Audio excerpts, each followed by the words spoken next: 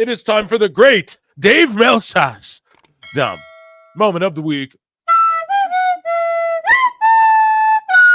Bow, bow, bow, bow, bow.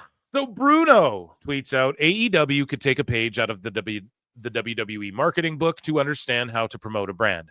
Though AEW has stars, they lack a true superstar to garner attention.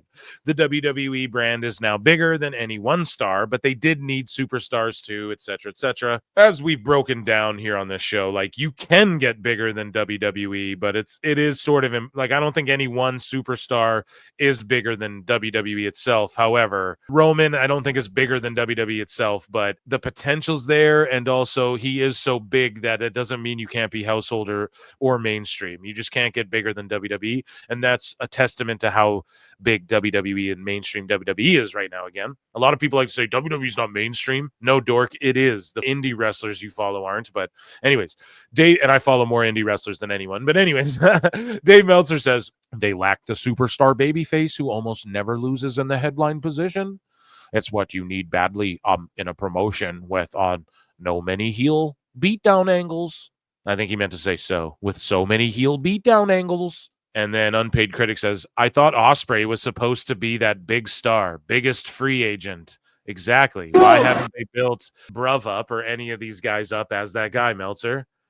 And like, why doesn't Tony just hire you to book already? If you're so right about this, they do so many heel beatdown angles. Well, maybe they just stop doing so many of them, and then they book Wardlow as like a babyface now or something. Wardlow, who's that? Yeah, exactly. Who? Hoodlow?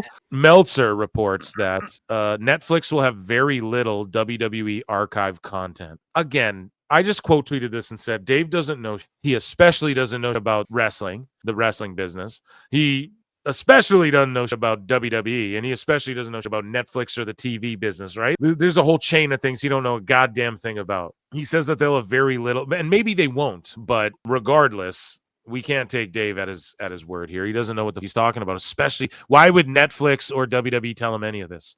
But anyways, Meltzer says the answer is not much. There'll be all the current shows, all the pay-per-views, everything is going to be on Netflix. As far as your archives, there will be some, but very little.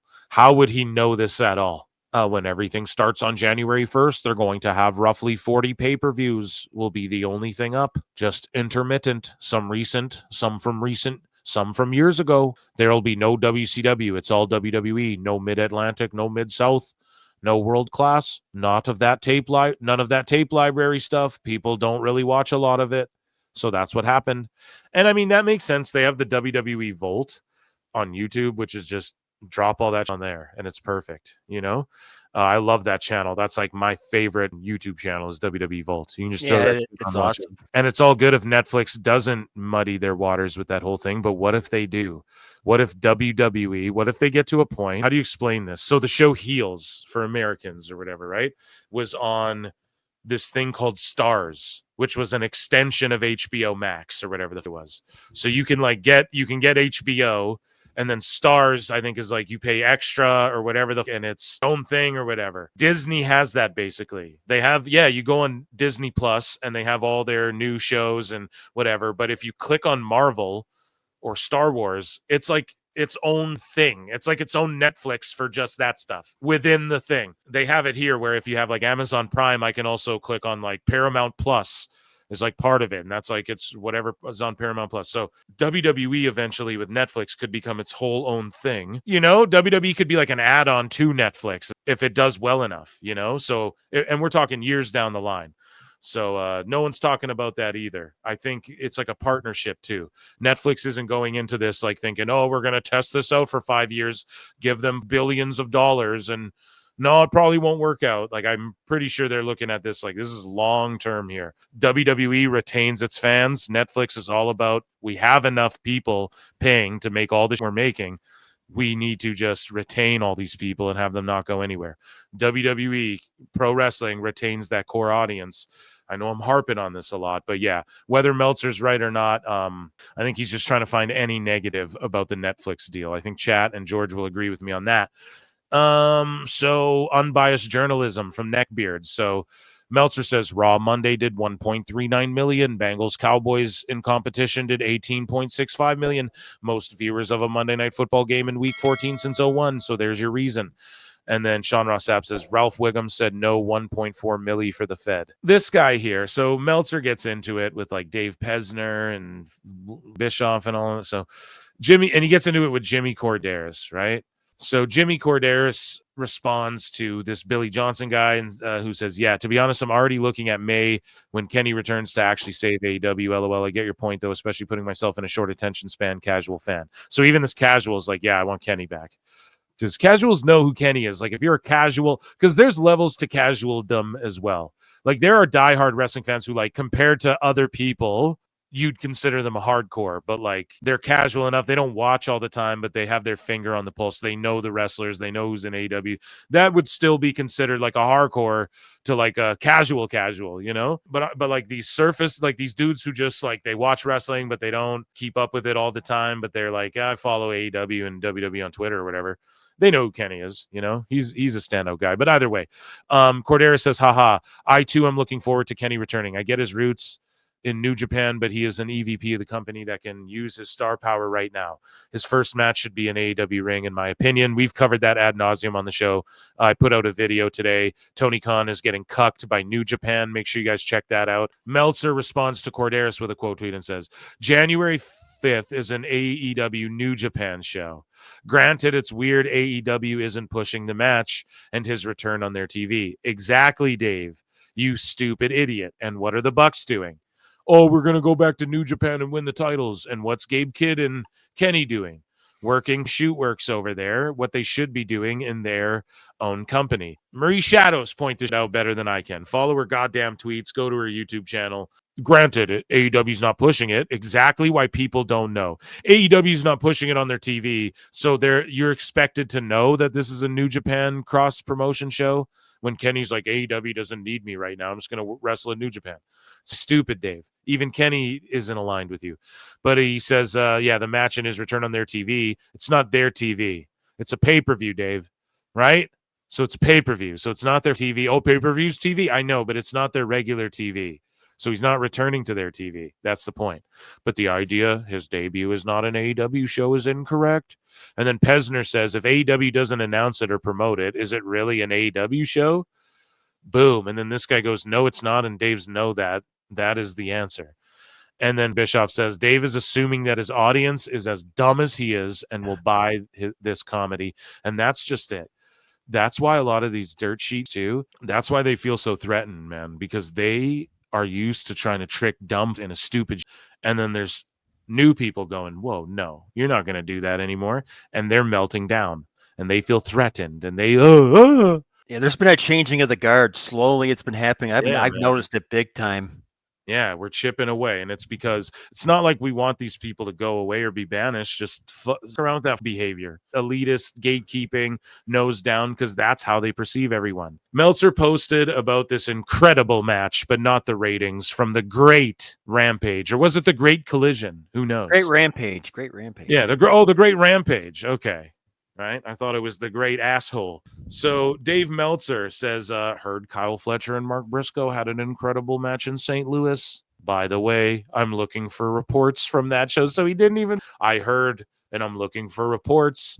Email me. And this is what's so funny is that Dave's always done this. Tweet to me or email me or DM me. Any stooge can just be like, here's what's going on. It's so stupid, man. And that's how he gets worked by fake news all the time. And we've caught him and he still tries to go silly goose. And, oh, it's actually anyone saying this is silly. And so Cultaholic Wrestling reports that WWE shot down an idea from GCW to have Matt Cardona and Chelsea Green. And this is from The Observer, by the way. Okay, so apparently they're saying GCW pitched an idea and WWE shot it down to have Matt Cardona and Chelsea Green versus Joey Janela and Megan Bayne at the Hammerstein Ballroom show on the 19th of January. So Joey Janela pipes in and is like, fake news. I was never slated for a match involving Chelsea. The original match had me on Uaside watch, though. As soon as that thankfully fell through, Tanaka was booked within 24 hours per my request. Can't say I know anything else about Chelsea, and I know 0% about GCW creative plans. My involvement has always been greatly exaggerated. So basically he's being a smartass. But yeah, Meltzer, this is untrue, and Meltzer's doing whatever he can to try. Like, this is his spin. Oh, AEW doesn't like GCW. No, they brought Cardona in. It was a good gesture.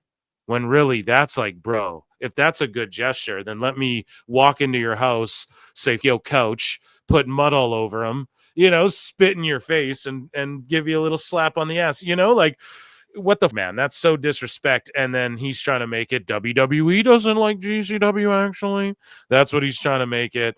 He does this all the time. We're here to chronicle it. But yeah, Janela being a smartass, but that's so. Nathan Frazier, we covered this from Deadline, or did we? He gave it 4.75 stars. So he just loves Frazier so much. Frazier and Axiom just roast him. They're always like, "Damn, we got more stars than whatever." Like they just make fun of him. Like, he's a goober. They know it. So that's good. Meltzer talking about, he says, yes. So he's coping over the AEW numbers, right? Because they've been just abysmal all around. And Dave says, yes, AEW numbers are down, but AEW is not in competition with NXT because it's cable versus network, and network has a significant, huge edge in homes. Even with that, AEW has beaten NXT the past few weeks. So he's literally trying to play the game that it's all about the game. And how you play it. He's trying to do the thing where the key demo means it took the W in the night over NXT. And he wants to say, oh, there's no competition, but they still beat them. If you don't view it as competition, then why do you have to throw that part in? And also, we're going to cover it in a minute. Raj Giri, okay? Shout out Gigantic Pop, shout out Matt Morgan, and shout out Raj. Raj, who actually knows how to do math, refutes this. He's refuted it time and time again. It's insignificant. And Meltzer's own reportings from the past prove that. But he's full on coping here. Yes, the numbers are down, but AEW is not in competition with them. Yeah, they are. The Great Rampage. Even with that, AEW has beaten NXT the past few weeks. He's just coping. Like, that's literally the definition of cope. Meltzer talks about multiple stations are reportedly in talks for a weekly ROH show. So this is a lie he peddled when Jericho became the Ocho. And now that he's the new wave, it's the same thing. He's just saying the exact same thing. They're hoping putting the belt on Jericho will now get them a TV deal. Why would anyone give you a TV deal when Rampage just went out of business? Or, out of business. It's the show, I guess, itself is out of biz. It's out of the biz. It's a dead show. Okay? That happened, bro. Why would anyone want, like, the show below that? That's like even worse, that you put less energy and time into. But Meltzer says regarding ROH, there are said to be multiple stations and talks regarding a potential weekly show. As noted, that's one of the reasons they made Chris Jericho champion during the negotiations process. He literally said the same last time there was they made him the Ocho. It's just funny. He goes back. He's going back to the well now, going back to the bag of tricks. And he always says, I'm smart enough to know when I'm wrong and learn from it. Well, you didn't learn about the Jericho thing, dude. Gotta learn. He's off on Pluto at this point. So that was my response to Meltzer saying, yes, AEW numbers are down, but AEW is not in competition with NXT. I just quote you. I was like, this guy's off in the stars. Like, he's just saying whatever he's got to say at this point. So Mike says, Bischoff, are you seeing this nonsense? And Bischoff's response to that tweet is, he says he's both delusional and in denial. Denial is a defense mechanism. So he's going to break this down. I've done this as well on this show. I've brought up this sociopathy or whatever. I'm no doctor. So denial is a defense mechanism that involves acknowledging reality but choosing not to apply it to your current situation. Denial can help you avoid stress and anxiety by allowing you to focus on something else. However, it can also be a way to avoid dealing with painful emotions, like realizing one's pro wrestling fantasy come true is a dumb idea. Delusion is an unshakable belief in something that is untrue and conflicts with reality. Delusions can be difficult to change even when presented with evidence that contradicts them, like drastically deteriorating audiences. Bro, come on. Bischoff, come on this show and roast Dave. Come on now, Eric, that he's quote tweeted PWT, bro. He knows we're out there. Okay, we got to get it in his face. We talked about it, right? Meltzer thinks he's in Bischoff's head, etc.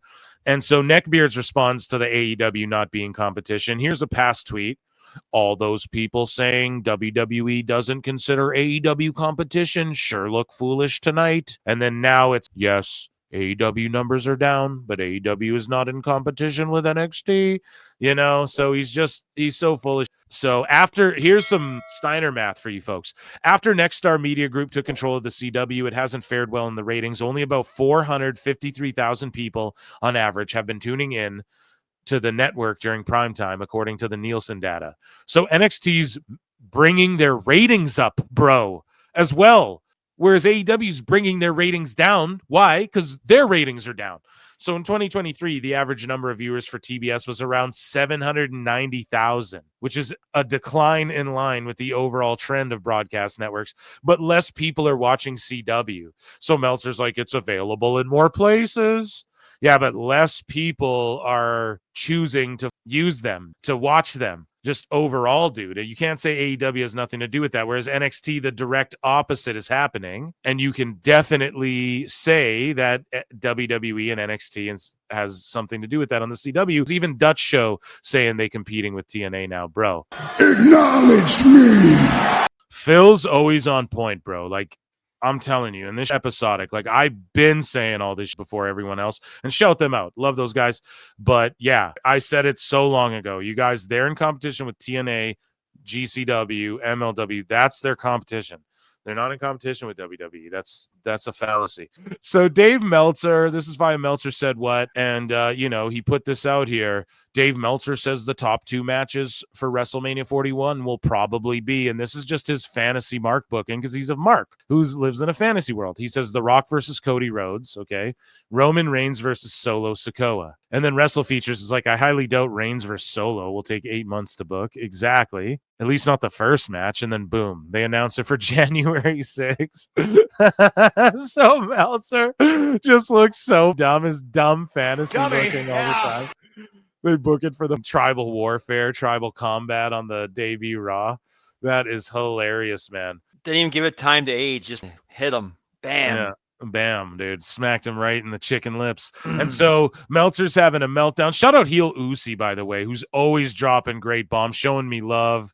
International TV ratings. So Meltzer's tweeting about how good the AEW, the ups and downs of AEW and the international TV ratings did great. They were very actually excellent. That's great. Amazing, dude. I wonder if anyone watched it in Australia before that whole show that they have planned there. Yeah, so Meltzer says if he acknowledges it's a problem throughout wrestling, he's right. If he tags it onto one promotion, you're right. And this is in response to a guy who says Corderas is just a common grifter and was a mid-referee. Now, dude, he was not a mid-referee. One of the only memorable goddamn referees for the long list of how many there have been. How is he grifting? If he was grifting, he would come on my show immediately and just start talking, and it would go viral. So you literally can't say, like, that's the evidence right there. Meltzer goes, if he acknowledges it's a problem throughout wrestling, it's right. If he tags it onto one promotion, you're right. The problem, Dave, is that's, again, projection. That's what you do. You always acknowledge problems for one and not the other. You literally said a great Rampage show. You didn't even watch it. You had people emailing you about things. I heard Fletcher had a great match. It was so great. You didn't even watch it. How great was it? Does a bear if a tree falls in the woods? It's the old saying. So Jimmy Corderas responds and says, last thing, Dave, the original discussion was in regards to AEW and their issues with declining audience. No one outside of WWE is doing big numbers, but some are showing growth and trending up. All of them, Jimmy, other than the ones associated with AEW. If you honestly believe I'm grifting, we have nothing further to say. Good night. Exactly. You handled that like a gent, bro. It's amazing that all these older guys from wrestling are very good on Twitter. Cornette, Bischoff, Corderas. Dave Meltzer is, so here, we got to go back through all this. This guy says, I've read Wrestling Observer newsletter issues continuously for more than 30 years. That includes last week's edition. Meltzer says, so you didn't see the issue where I noted that the USA average in primetime taking out wrestling was 299,000? And so Raj Giri, who actually knows how to do math, responds and says, in 2023, CW averaged 453K viewers compared to 786K viewers from TBS. If you take out wrestling from the TBS tally, it's still way ahead of CW, and Dynamite has a major advantage with the BBT lead-in. Big Bang Theory, right? I think anyone taking a realistic look at the ratings before NXT went to CW and after can see that there wasn't a meaningful shift either way for NXT. They're doing the same. It's just AEW is doing a lot less. Boom. So he even just refuted my shit and owned it right there. Arguing over semantics seems like a waste of time. Exactly. Objective truth, the semantics. The reality is NXT is about even from where they were 6 months ago. AEW is way down. NXT started gaining and overtaking AEW in total viewers in June when they were on USA, and because of AEW's continued decline, NXT is now routinely beating them in P2.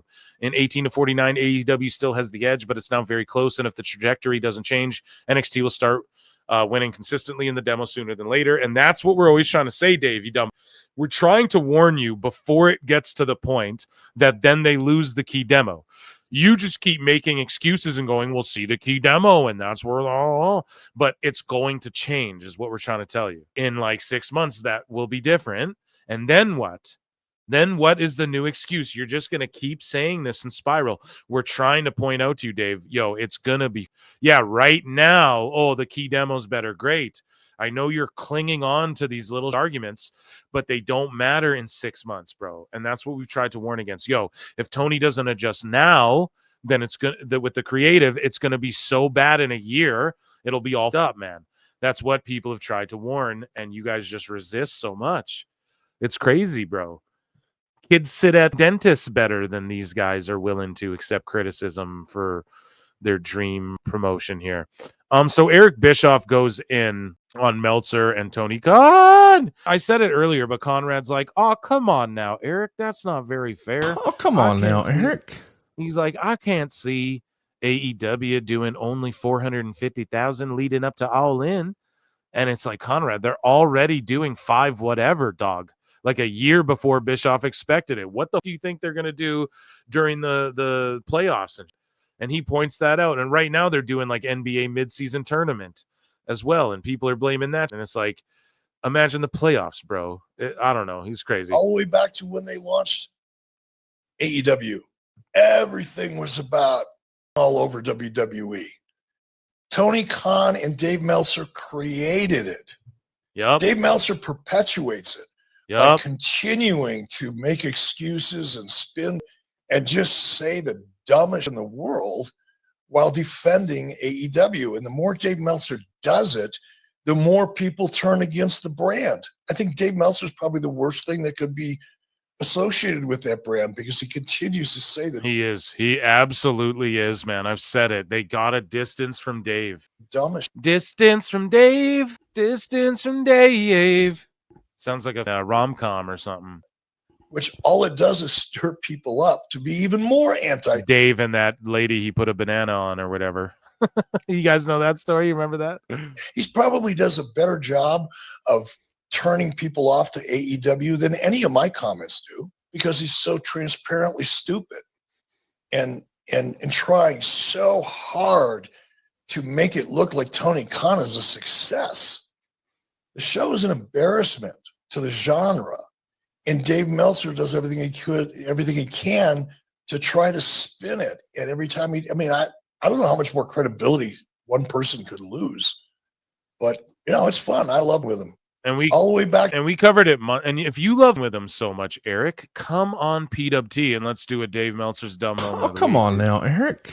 But listen, I'll shoot him another tweet tonight. Yeah, dude. It's the spin, though. It's the Dave Meltzer spin. He admits it. He tells his readers, too. The spin you could put on that is this. Say this. He does that in the Observer newsletter, man. The spin you could put on this bad rating is this. So then that's sending out the dog whistle for them to use that as bad arguments that don't really make sense, right? So the main event of the evening here, Ref MJ from NJ, who apparently was like gone from Twitter, but now is back.